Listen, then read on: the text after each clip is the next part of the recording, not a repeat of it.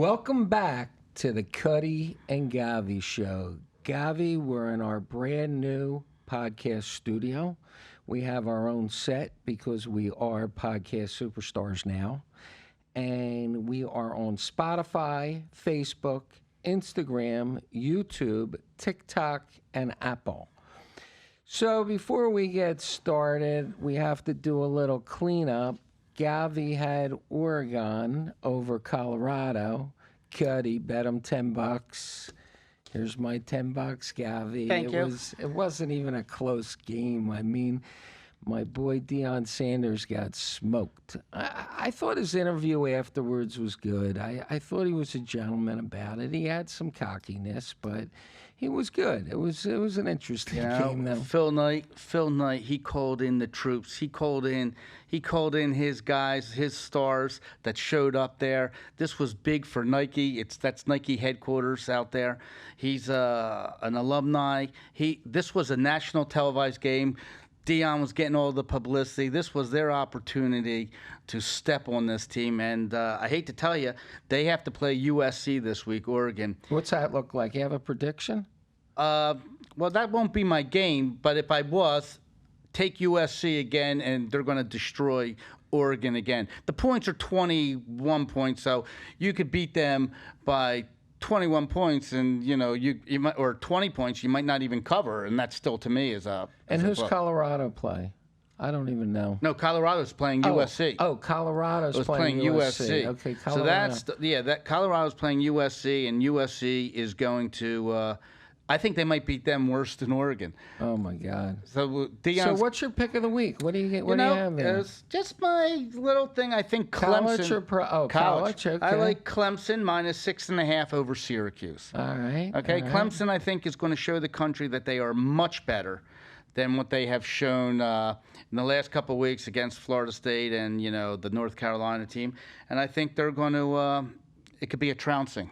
And do you have a pro game? Or I mean, the Dolphins were unbelievable. That 70-point score, that was. Yeah, he could be the best quarterback in the league if he stays healthy too. I mean, unbelievable. He stays healthy. If he stays healthy, if he doesn't get a concussion, that could be a great. The New York Jets were going to the Super Bowl if Aaron Rodgers stayed healthy, but he didn't.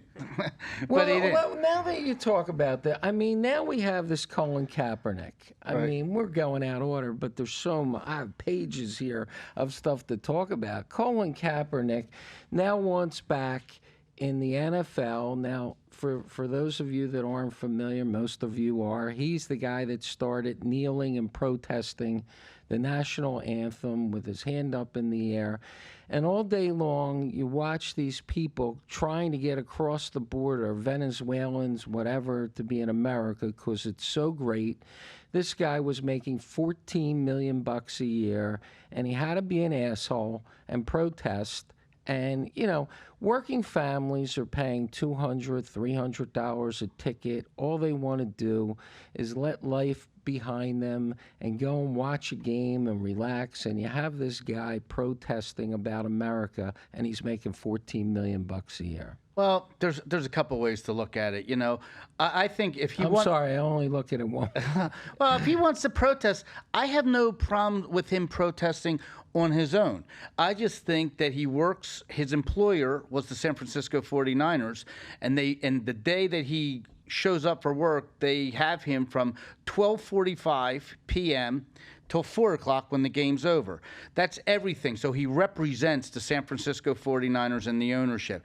And I just think that that's a personal protest. Just for the same thing, if you have an employee that wears a Donald Trump hat, and you can say, I don't want you wearing a Donald Trump hat to work. Well, I agree. He shouldn't wear a Donald Trump hat. But if he wants to wear the Donald Trump hat at 8 o'clock at night going to a store, that's up to him.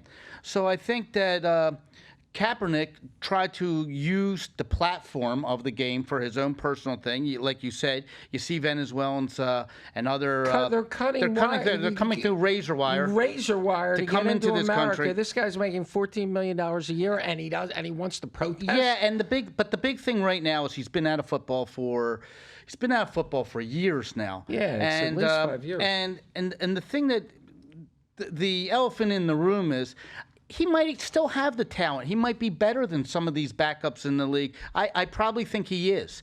But what he brings to a team, if you're an owner, he brings picketing. He brings your fan base is upset. He will turn off half your fan base, maybe more. So if you're an owner of a team and everything's like a well-oiled machine, why do you want chaos to come to your team for a backup?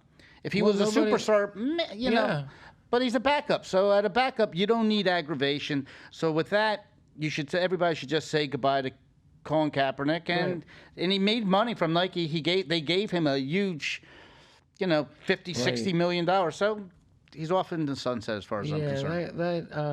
That guy Phil Knight, he's like anti establishment, whatever. I remember when all this was going on, he was more than happy to hire him and run those ads. I think he made $20 million from the ads that he ran. Yeah, I don't blame him. I just think it was the times. We did a lot of things at the times. I mean, from how we handled COVID, the Black Lives Matter. Everybody bought into Black Lives Matter, and now you look at Philadelphia last night. I mean, what was it?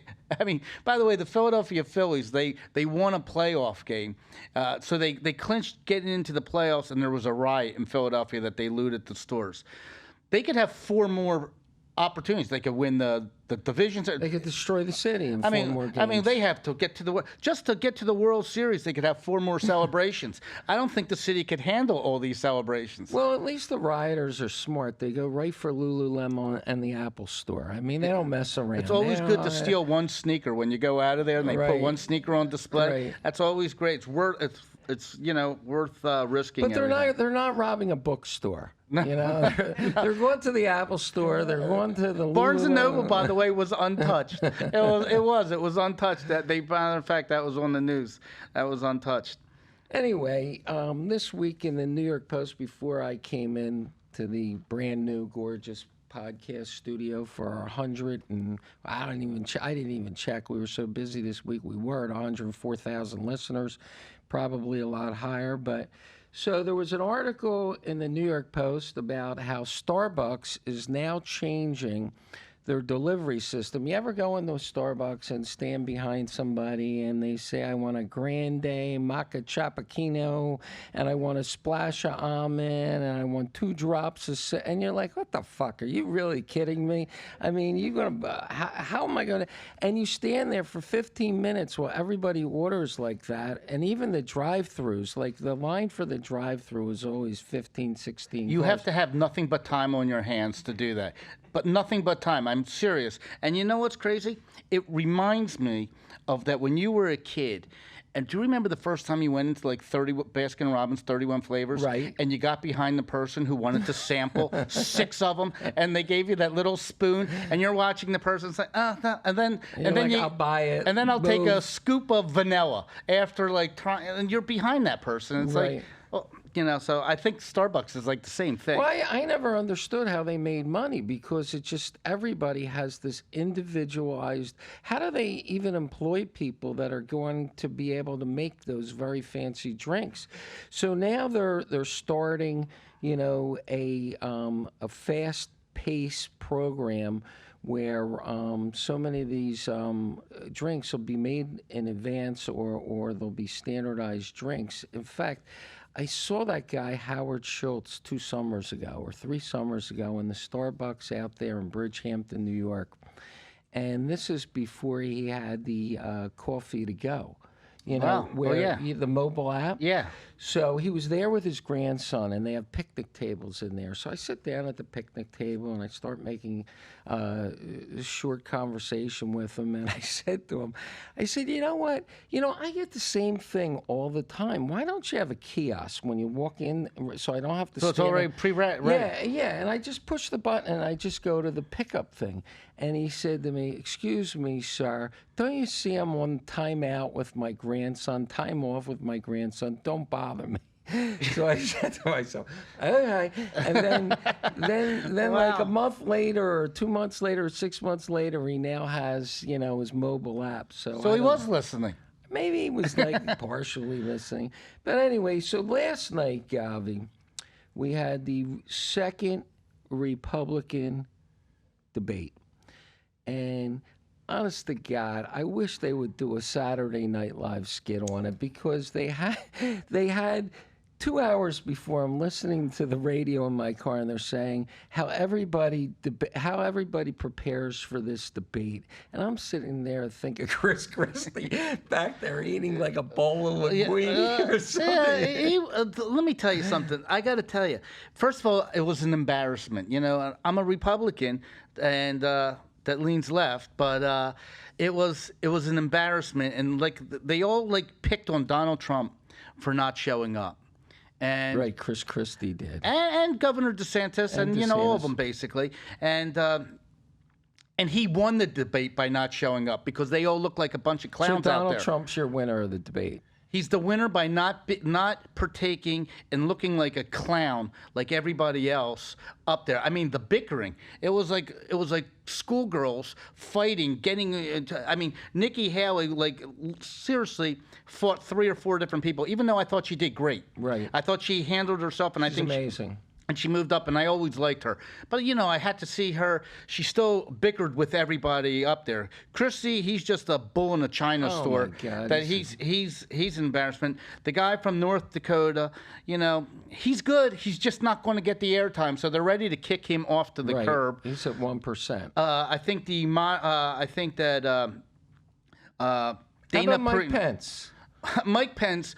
He's like stiff as a board. Not only is he stiff as a board, I mean, Dana Perino, I think, was a good moderator, and she basically said, you know, you didn't answer my question. She asked him one question, he answered what he wanted to answer, and he just changes the subject. Yeah, and then he tries to talk over people. So I think they have to come up with a thing that either they get an electric shock or they cut the mic out. But I don't want to hear the bickering because they keep fighting. So ask a question, and if you mention someone's name, they're allowed a rebuttal. They should be the only 2 mics that are turned on. Everybody else's mic gets completely silent until the question comes. Well, Govy, I don't want to hear the fighting. Govy is a problem solver, obviously, and you have all these geniuses on Fox News, and they can't figure it the fuck out. But Gavi's got to figure it out. I mean, it's these ridiculous. moderators. It doesn't make. I mean, it's like it was a circus. Yeah, it's a circus. But you know who I think won the debate? The Reagan Presidential Library. It was gorgeous, wasn't it? I mean, they have Air Force One that Ronald Reagan flew around in the middle of the library. That's the backdrop. Right. I mean, I would like to go out there and visit. That's how nice it was. I never was there, and it is. I've been there and the George W. Bush Library in Texas, and they're both unbelievable. You know, it's about both 8 years. I want to go visit. That's how nice it looked. I want to go out there. It's unbelievable. It's really, really so cool. And it was presented so well that, you know, you really, really want to go there and see it. But right now, I mean, you know, we'll just wrap it up on Republican politics, but Trump is just 40-some points ahead. I think it's just curtains. At what point, I think what you're going to have to see is... it's a submission hold here. But I think what's a little unfair that you have to talk about a little bit is... Sean Hannity is going to have a debate that he set up between Governor Newsom of California and Governor DeSantis of Florida. And if I was any of the other presidential candidates that are up there, equal time. I would want equal time. I think that's going to be on national TV. What you're basically saying is... It's like a UFC fight. Yeah, it is. But you're basically saying if Donald Trump isn't going to be the guy or Joe Biden, these are really the 2 people that you're going to have an unofficial presidential debate. And it's like, I don't think that's really fair to the other people, like to a Nikki Haley or to anybody else. And that's coming. And by the way, Governor Newsom is excellent. Excellent on the debate stage. He's amazing. But the backdrop to that, I'm going to take the other side, Govy. The backdrop to that is Joe Biden is like failing quickly in front of our eyes, so he may not be the candidate, as well as all this nonsense with his son and the money. And then Donald Trump has 4 indictments. They just took his license away to do business, unfortunately, in New York. So they're looking at maybe these two guys are go-aways, and, who's... Well, I don't know if the network, I understand why they're doing it. They're going to get unbelievable ratings. I understand why the Democrats want to put Newsom up there, because that is their best horse for this race. So this gives them the opportunity. You mean Pete Buttigieg isn't there about? No. And not just that. What they're going to do is, like I said, Governor Newsom, I can't stand the way the state is being run. It's a joke. I would never, how could we have a person that treats San Francisco, Los Angeles, the whole state is a shithole. But the guy happens to be great on his feet. He could end up, the country will end up looking at him and saying, hey, he's pretty good. I would like him better than Biden. There will be tremendous pressure for Joe Biden to step down after this debate, because people are you're going to see all the papers saying he is our guy. Right. And they're going to now do all the work for him. And there's a lot of stuff that goes on behind the scenes that people don't know. There's a couple primaries that can go by. I didn't know that Joe Biden can take his delegates and he can give them to somebody. So Newsom could turn around, not even go to any of these primaries, and he could get Joe Biden's delegates, and he could be basically appointed by Joe Biden and say, this is who I'm giving my delegates to. He did great. I think he would win. And that's a real possibility. And then if DeSantis doesn't do well, then the Republicans have to look into their party and say, maybe it's not Trump, maybe it's not DeSantis, and I think it could benefit Nikki Haley. Yeah, but I agree with you. Some bright attorney, or a lot of bright attorneys, could make a legal argument that, me as a candidate, whether it's Chris Christie or somebody, deserves equal time because they're doing a national show on it. And so do you think they'll be discussing abortion? No, wait, let's not discuss that. So last week we talked a little bit about abortion. My phone was blowing up from all the people, going crazy over what we said and what we didn't say and how we said it. We're never discussing it again. We're not discussing abortion. Cross it off your list, Govy. They will be discussing, illegal immigration. They will be discussing health care. They will be discussing crime. They'll be discussing all that. It's crazy, and how the two sides are going to eventually have to see eye to eye. Jake Tapper, I believe, CNN. He interviewed a congresswoman, I believe. Clinton News Network. Yeah, but he interviewed a congresswoman, and he asked her, is the border secure? And she said, yes.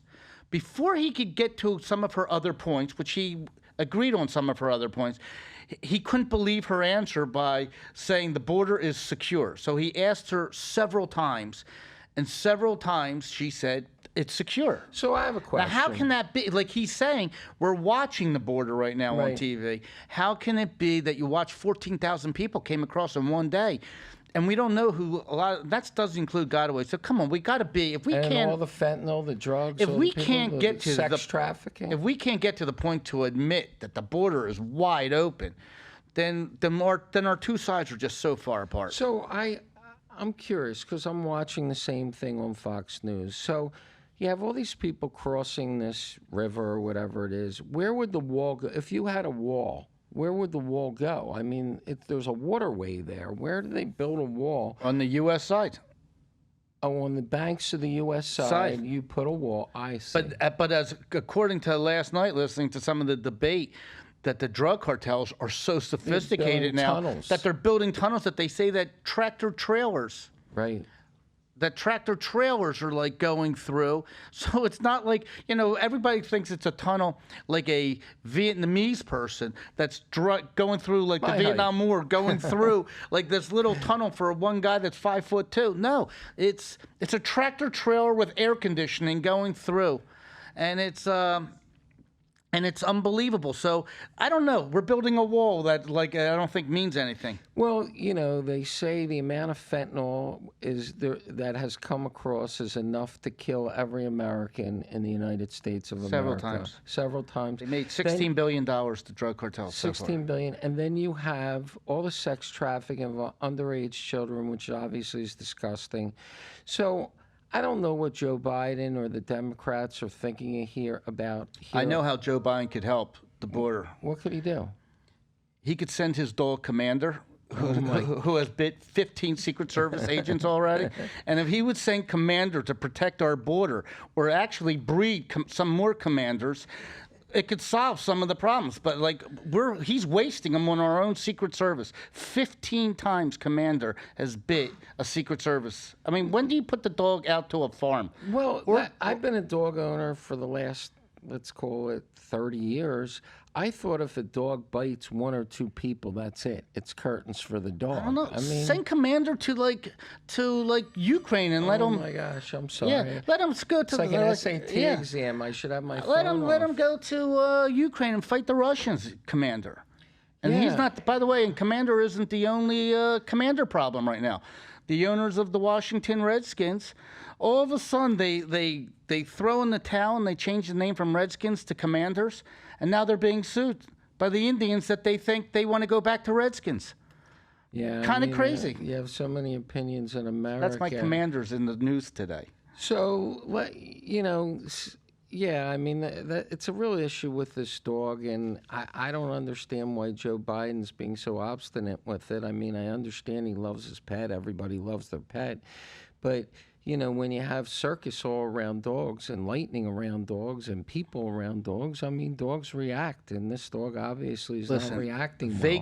Vegas had odds. It was 13 bites. And the dog has to go.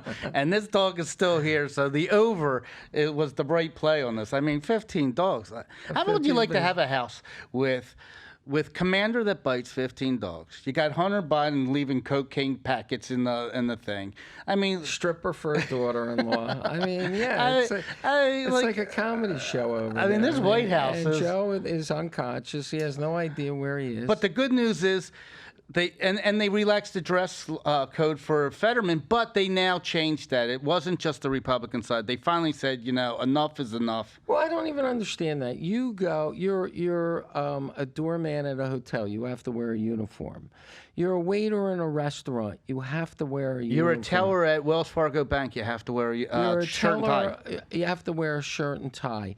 How is it that you're a United States Senator, and you can go in there in a hoodie and Lululemon shorts? I mean, it was just unbelievable that they changed the dress code for. But talking about the Senate, we have this guy. How do you say his name? Menendez? Yeah, Menendez. Menendez. He's back. He's back in the news. He's back. I mean, this guy was a stone cold criminal 6 years ago. He escaped it on a mistrial. On a hung jury. On a hung jury. And now they find gold bars with the fingerprints on it. That he Googled to find out how much they're worth when he came back. He wanted to know what a gold bar is worth. $500,000 in cash stuffed into his coat pockets. I mean, they have him stone cold. What was amazing was his wife has a higher bail than he does. His wife's... Because she's the one she was the Hunter Biden in this case, like to what Joe Biden is. Basically, she even is on an email that said to one of the people from Egypt, "Oh, Christmas comes in January. Thank you," when she got delivered her car, her convertible Mercedes. And she wanted to thank him for the Christmas present. Well, I have a theory. This is my theory. How do you say it again? Menendez. My tongue gets tied. So he was head of the Foreign Relations Committee, and he was stealing money, and he was corrupt with Egypt. I believe he knows everything that Joe Biden and Hunter Biden did. This is my theory. Nobody else's. Because you haven't heard it on the news. You haven't heard it from Sean Hannity. You're hearing it right here at the Cutty and Govy show. And after 115,000, 104 plus thousand people hear it, I believe he's your rat. He's going to rat out Joe Biden to save his ass. He's not going to jail. He's 79 years old. I agree with you. He is not going to jail. He has the keys to the kingdom. He has the keys. He knows, being head of the Foreign Relations Committee. He's going to take Joe Biden down. He's taking Joe Biden's DOJ made a huge mistake by indicting this guy. They should have just said, "Yo, dude, lose the bars, lose the cash." Absolutely. He has so much dirt on Joe Biden that he's not going to jail. He'll do whatever he has to do to get immunity. He's going to cut a deal, and he's going to say, whatever he has to say, and he knows exactly what happened with Zelensky in Ukraine. He was in charge of all the foreign, and he was in charge of doling out money, not doling out money, deciding who does what. Cutty, he's going to say, I got a gold bar. Let me tell you what Joe Biden has. Yeah. I mean, Joe Biden has Fort Knox compared to what this guy has. So, Right. you know, I mean, Joe Biden had so much money that they were giving grandchildren money. I mean, this guy, you know, he's, you know, it's amazing. He's just not going to go to jail at this age. So you think does he rat out before the election, or I mean, is that imminent, or They're going to delay this. This is like they need strategy sessions here. This is the whole Democratic Party is going to. This is going to probably be after the election. So this is And Joe's not going to be the guy anyway. It's going to be Newsom. So I don't understand this. I mean, these guys. I mean, through my career, I was involved in litigation, and it's so expensive. These lawyers. The $500,000 this guy stole was peanuts compared to he hired that Abby whatever, who was, by the way, Hunter Biden's lawyer. Right. So that's a conflict, right? Or is it not a conflict? He hires the same lawyer. It's weird, isn't it? Well, I think it's that's such a web. It's so crazy. Oh my God! Same lawyer, right? It's the same lawyer as Hunter Biden. But I mean, to get this guy on the phone is $10,000. So here you go. He stole $500,000. He'll burn through that in 2 or 3 months of pretrial. This, that. Can Abby Lowe have both of them together and say, "Let's just blame the big guy"? And they both blame Joe Biden for maybe everything. Hunter rats too. And they both blame Joe Biden. And then You heard this here first, folks. Hunter could be the rat too. right, they both blame Joe. And Joe. Because Hunter now is going to go down on this gun charge. I mean, this Right. is a bad charge. Right. The plea deal's done. So who knows what? But we have some big stuff in the news, and the other big thing that's happening is this Taylor Swift. I mean, she's in love. I think it's great. You know what? Who's she in love with, Govy? Travis Kelce. And I think, you know what? They're both the same age. He has his own money, and he doesn't have a little bit of money. I mean, he has a contract that's 80, 90 million. He's going to sign That's again not for Taylor Swift money, though. No, Taylor but you Swift know what? money. He's going to sign another 90 million. He'll have Still not Taylor Swift. He has a successful podcast, and by the way, he'll be like Tony Romo. He will be on TV. He'll make his $20 million a year being a TV announcer for sure. So Good-looking it's guy. not Taylor Swift money, but he has his own money. She has his own money. He's an athlete. He likes entertainment. She could go on tour. He has an off season. He could be with her during the off season. You know, she's been with all these different people that just didn't work out. This is How'd they meet? Do you know? I have no idea. I he should wanted to ask meet. my son. He wanted to meet her. She did a show in Kansas City, and he wanted to give her a Swiftie bracelet, and he put a thing out. Now you know she's a diehard Eagles fan because she's from outside of Philadelphia. Oh, yeah, right, Allentown or somewhere. Yeah, she's from Scranton or Berks something. County. Yeah, Berks County, right. So she's an Eagles fan, and it's just so funny that Travis's brother, Jason plays for the Eagles, but yeah, that's and she's coming, by the way, this weekend. Kansas City plays the New York Jets, national TV in New York, and Taylor Swift is showing up at MetLife Stadium for Game 2. Oh, geez. So the whole New York is going to go crazy. Will Colin Kaepernick be there? I mean, maybe he'll be on the sidelines. But you know what? The Jets fans will be happy that they'll see How much is it? I mean, a concert to see Taylor Swift, the tickets $2,000, $3,000. They sell out. There was this whole big lawsuit that people were reselling them and selling out so fast. And it's crazy. The government wants you to. They want to know who bought and traded Taylor Swift tickets for tax purposes. Because a lot of people made money. So it's kind of funny that the government wants to know if you did a Venmo or a Zelle for more than $600. They want to know all transactions. This is what they're spending their time on. But when you can buy a pretzel from the guy with the card on the corner. No, it's better than that. You're allowed to go into a Walgreens, steal $950 worth of merchandise, and the government goes, "We're not pressing charges. You can have that." Right. But if you buy Taylor Swift tickets and you don't declare the profit that you made on that, that is an offense that bothers me. Which, by the way, talk about little things like that. Did you see the clip? It was on social media. It was a guy that wears hats in country clubs. Yeah, that was great. I mean, you belong to Trump International. So you're not allowed to wear a hat in there, but you're allowed to sit down at the table and say, "Look at that fat fucking pig over there." I mean, As long as the guy's hat's on. who sold her that Channel suit that she's wearing? Because they should be arrested for stealing from her. She's 40 pounds heavier than that suit could wear. Yeah, these rules at the clubs, like you got to take your hat off before you insult the person next to you. But as long as that happens. But speaking with just to let you know, Trump, how about that they want to take away his New York real estate, his business licenses, because he undervalued his property. I think they have Mar-a-Lago. I think the judge valued it at $14 million. Which is just an insane number. You can't even get, like a parking spot up there for $14 million. Rush Limbaugh went for $200 million, his house. I mean, $200 million, and they went with Mar-a-Lago, which is like 40 acres on the ocean, the intercoastal. And it's an active business that runs so that you can make money. That's undervaluing. I remember my son's graduation last year from college, and they had the worst commencement speaker. They should have somebody like Donald Trump, to explain how you can, whether you agree or disagree with him. He is one tough guy. I mean, look at the abuse he's taking. Whether he did it or not, I'm not going to argue that. But I mean, these indictments, now they're yanking his license to do. I think he's in Detroit, isn't he? At the auto workers strike now. Well, you know what was very interesting about that? Biden came because he found out that Donald Trump was coming on Wednesday, so he came on Tuesday. So Joe Biden took a photo op and stood for 10 minutes with the United Auto Workers, which is bizarre that a sitting president is actually taking a side of when people are in negotiations. But Donald Trump.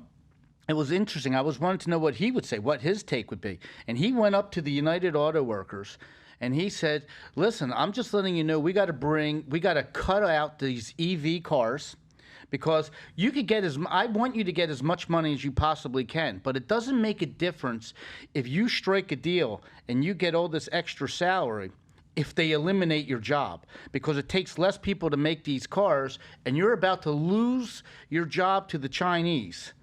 And basically, if they shut the plants down, right? So they need less people. So right. he says we got to eliminate these EV situations. He's just trying to give them look into the future. Don't fight the battle. Look at the war, because you're going to fight for this extra money, and then next year you're not going to have a job.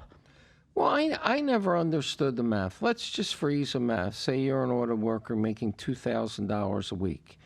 And you're on strike for 6 weeks. That's $12,000. I did that math in my head, by the way.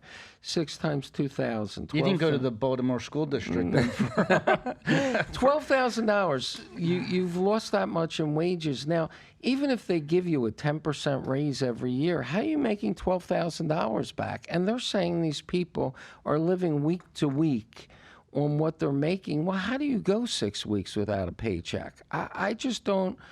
Well, because they're being told. They're being told. It's just like Joe Biden's telling you, how do you think Bidenomics is doing? Aren't you feeling great? We're doing a great job.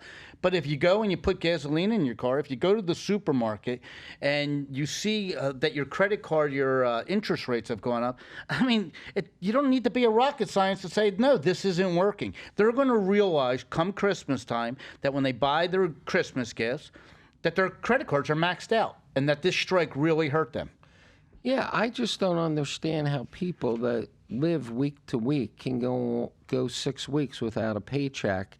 And if they scratch it on a piece of paper, how they can figure, even with this increase that they're going to get, how they're making back the $12,000. They're not winning this so fast. Don't think the big three isn't coming up, and they're coming up with their ideas. I wouldn't be surprised if Ford, GM, and the people that bought out Chrysler, if they don't get together and say, you know what, we're closing the plant down until January.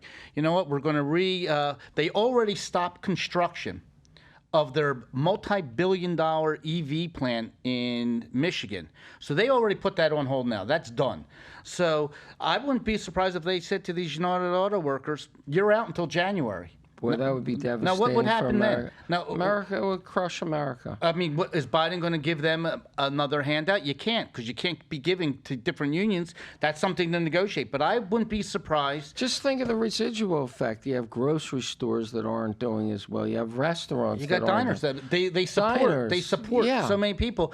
But I have a funny feeling this big three, they're going to look at Joe Biden standing in that line, and they are going to do something like a chess match. They watch what Joe Biden did. They're going to come up with a move. And I think they're smarter than Joe Biden. So do you think Donald Trump can win the argument because of thinking rationally over these guys? Because he's saying we don't need EVs? I think Joe Biden, as time goes on, the longer the strike comes, the better Donald Trump's forecast looks. Right. So as long as when they start realizing, that's when all of a sudden dissension comes. When some people are saying, "Hey, this isn't working." You know, Joe Biden was here for 10 minutes and he left, and meanwhile, this EV isn't even working. Well, look at this writer's strike. They were on strike for 146 days. Now, I understand that we're podcast superstars and highly. I didn't miss it. Did you? I didn't even miss it. But I'm like saying, how does somebody live 146 days without a paycheck? You know, they don't. And what's really was hard for them. And then, wait, I don't mean to interrupt you, but I guess I just did. But the actors are also on strike. Right. So what the fuck? It doesn't even matter if you settle the writers. Well, they settled. Didn't they settle it now? No, they settled the writers, not the actors. Right. Well, so what good is it if you settle writers, but the actors can't act? Well, I guess they can do that for some of the late night TV shows. Oh, that's true. But you know, I think one of the nails in the coffin. I think one of the nails in the coffin was CBS. The last couple weeks, I was telling you this. You know, a lot of people never watched the TV show Yellowstone. You know, and they decide to go from season 1, episode 1, Yellowstone. And you know, sometimes you just watch regular TV, and all of a sudden it was great. I mean, it's been so many series since I saw it, so I watched it. It was the second time I'm watching it, and all of a sudden I find myself watching. Even though I can go through the whole thing I started watching the show, and I'm thinking, if I'm watching it, how many people are watching a show that they've already paid the production? The ratings, I guarantee you, the ratings were so good that they're like, you know what? Go on strike, stay on strike.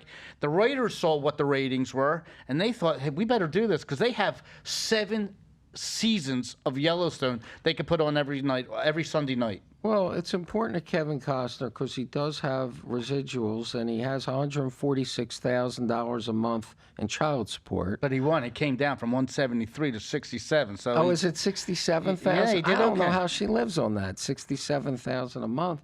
No, he has the residuals coming in, so of course that's you know, it's really good for him. But now you have the actors are still on strike. They settled the writers' strike, 146 days. They throw a ball game out there. They throw a UFC fight out there, and you know what? You don't miss the writers. Yeah, and talking about writers, we do have to give a shout out to our friend from Philadelphia who is doing documentaries. John Powell. John Powell has a couple documentaries. He's up for some awards, and great friend from Philadelphia. Yeah, great friend. He did a documentary on George Martirano. He was a guy that went to jail. Went to jail for 30 years. It was going to be a life sentence, and you know, for selling pot. So it's a mob type of story. So it's something to watch. He has a documentary coming out now that's going to win awards. He did one on Kensington. One on Kensington. Which Kensington is a drug-infused city, part of Philadelphia that is just tragic. That he showed you the side of it, that it's just it was so well done, and it's just, you know, it's educational. And now he has one in Philadelphia. There was a group called the Hooters. It was a rock group, and it's on the drummer's life. And it's interesting because you get to see how he was. It's basically he lived a sex rock and roll and drugs, and his band put him in rehab. They were touring every single night, this group, and they were making a lot of money, and they decided that they had to like take a break to put him in rehab, and he's trying to make it up to him. I believe the drummer's name is David Uskin. I might be butchering name Uskinen. You like me butchering names. And he is he's in his I believe his late 60s, maybe 70s, and he's still putting on these drum solos, and he's still doing it, and he feels that he has to give back to his group because they're making money right now because they saved his life. And it's like the Hooters, if you really get a chance, great group, and this is it's going to win some awards. John Powell. John Powell. And I don't know the name of his business or company. You know, he does it with I forget her name. 76 Capital or no? He's the 76 Capital is is one of his things. Google, But that's not who does it. And her name is I forget her first name, but it's Frenchie. She's like I think the producer. She's excellent. Great stuff. Excellent. Great stuff. Well, Good for Philadelphia. Good for Philadelphia. Well, we're talking about sex because we like to talk about it every week on the show. Again, in the New York Post, we have Kiwa Kamara, 39 years old, just lost his job. He was making only $110 million a year because he sexually assaulted one of his employees. Now, $110 million a year. $110 million a year. And he didn't know to go use a rubbing tub in Palm Beach or something. I mean, he had to assault an employee, and they fired him.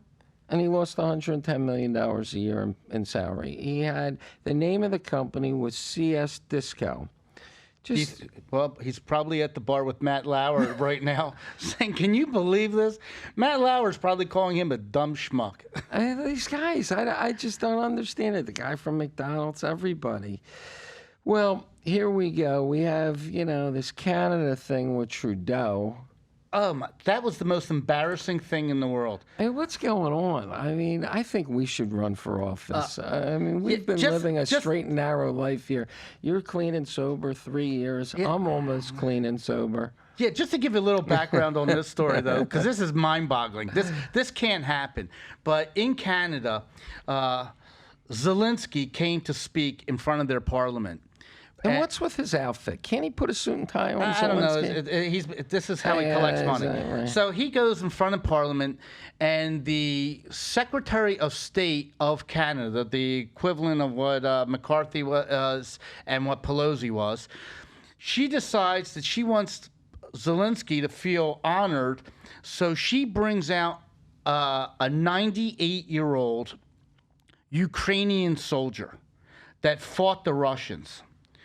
The problem is he fought the Russians in World War II, and the Russians were an ally of the United States in World War II, and he was an SS Nazi. He literally... This guy, the 98-year-old guy. He was... The 98-year-old guy was they didn't vet him out. Didn't vet him out, and he was a real Nazi. This isn't like you call someone a Nazi, you call Donald Trump a Nazi. Throwing them in the oven. This is a 98. This is a real one that is put the Jews in the oven, killed the Americans, and they stood up when they announced them. They stood up, and they gave this guy a celebration, a standing ovation. Nobody Googled him. No one Googled. Then they found out an hour afterwards that this was a real Nazi. And by the way, when he fought the Russians, he was really fighting us. And the Secretary of State resigned immediately. So she's done. It's crazy. Yeah, resigned. Crazy Trudeau has to get up and apologize to the entire country of Canada that they honored a Nazi. How does that happen? You should resign.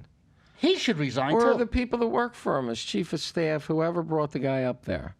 Matter of fact, you got people hunting SS Nazi guys. So now they found out where he is. He technically should be going to jail. Just a terrible story. Well, Govy, our time flew so fast.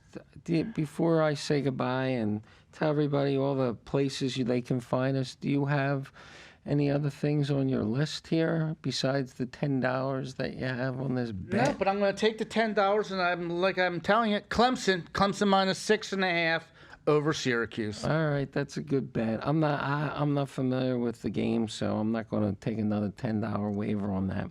But anyway, thank you. We are now in our beautiful new podcast studio, And we're going to have merch, mugs, T-shirts. We're going to have it all. and next week you're going to have to listen to our show. Next week we have a special guest.